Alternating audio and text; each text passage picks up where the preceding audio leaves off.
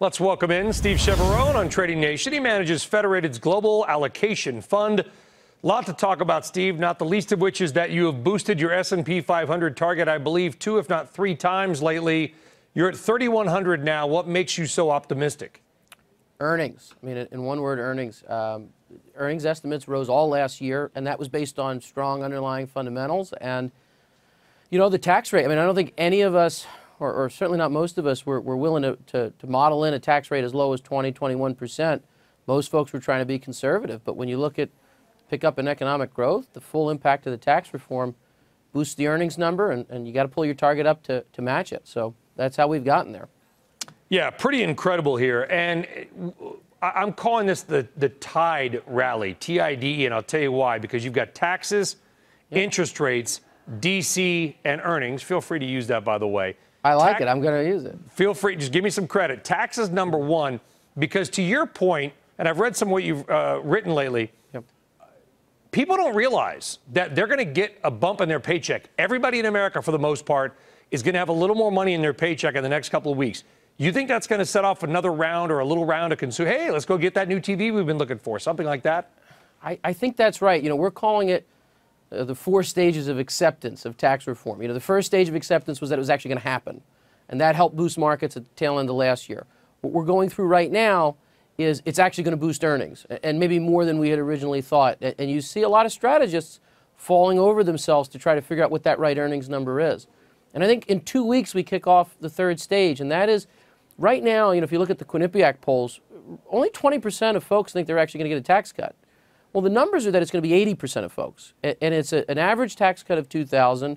Okay, some of that's skewed to the upside, so the median's still $1,000. But, you know, for a lot of folks, an extra $1,000 certainly doesn't hurt. I mean, I'm not going to scoff at it, and I think that people aren't expecting that, and they are going to spend it, and they're going to engage in economic activity, and I think that's the third stage. I think the 4th stage is a little bit longer term, and that is there have been a whole lot of capital projects that haven't passed muster at the CFO's desk. The return on invested capital wasn't high enough, so it made sense to return capital through dividends and share buybacks. But when you cut the tax rate and you have immediate expensing of CapEx, there's going to be certain projects that cross the finish line. And we think that those are going to boost growth, boost the productivity growth of the economy, and that's nowhere near being priced into the market. So we're on stage 2. We think we're headed for stage 3, but we think there's more to go with this. Yeah, you know, listen, get an extra $100 a month in your paycheck and be like, oh, okay, got a little more money. Maybe I go out to that restaurant or spend that money. I'm sure you've been getting questions about Bitcoin and other crypto. Yeah. I don't like to call them cryptocurrencies. I call them crypto commodities only because you don't really transact with them. They mostly, you just possess them and then they go up and down in price. Although you certainly can. I could probably buy something with wheat if I wanted to as well. How many of your clients are asking you about Bitcoin and others? More than I had anticipated when you know, a couple of years ago. And what are they saying? What is it, or should I buy it, or both? Both. You know, is it real? How to think about it? And you know, there's a lot of boilerplate answers on Wall Street that aren't all that thoughtful. It's, you know, it's tulips, or you know, it's very simply blockchain, not Bitcoin. So we really wanted to dig into it, and what we found is, you know, dismissing the currency is fine, but you shouldn't miss the value of blockchain. The currency itself isn't a great medium of exchange, like you said. It's not a great store of value. It has a fixed amount, so the Fed would have to kill it at some point because they wouldn't be able to engage in monetary policy. They can't increase or decrease the supply of it. But blockchain behind it, we think is more real than people are giving it credit. If the first version of the internet was an internet of information, blockchain is an internet of value. It allows for the digital transfer of files in a way that's verifiable. It digitizes trust. And that, forget about currencies, that could be revolutionary for supply chains. Yeah. The way I explained it to my father was it's 1887, and blockchain is the tracks and Bitcoin are the trains. The trains may go away, right? Ethereum, like, who knows? They may change. There were hundreds of train companies 120 years ago, but the tracks will likely remain, the blockchain. Very similarly, the way we explain it, which is in the same vein as, just like Pets.com was the first real online commerce company, and there was a lot of buying into that because people saw the value of online shopping. Pets.com wasn't the best version of that, right? We think that Bitcoin is the Pets.com of blockchain, to put it in kind of those terms.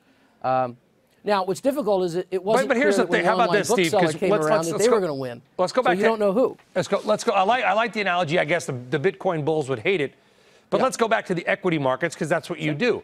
Listen. Let's say Bitcoin goes away, or let's say Bitcoin goes to 100,000. I don't know. I think anybody with an estimate is really just guessing. How about this? Do you think Bitcoin is in any way tied to the equity market? In other words, if Bitcoin does fall further, would it negatively impact stocks, or do you think they are separate things and separate investors and separate people? I think what's most interesting along that vein is it's the first sign of greed since the Great Recession. If you really think about it, you know, investors wanted to be on the roller coaster in the 90s. They wanted high returns. They didn't mind volatility. The Great Recession put the fear in a lot of folks, and they wanted to go on the merry-go-round. They wanted low vol. They wanted their dividend yield. Bitcoin really represents the first sign that there's some greed in the market, that folks really want to get on that risk train. Look, are there linkages? Probably not. I mean, most folks that I talk to, if they've got a little money that they don't mind losing, you know, they'll throw it into Bitcoin. I don't think people are taking out second mortgages to buy it. If they are, then there's linkages. But I do think it's informative because it is the first real sign of greed. And I think it's indicative of rising risk appetites, which will drive equity markets higher, kind of almost regardless of what happens with Bitcoin. Steve Chiavarone, really interesting and wide-ranging discussion there. Steve, thank you very much for joining us on Trading Nation. We'll see you again soon. Take care.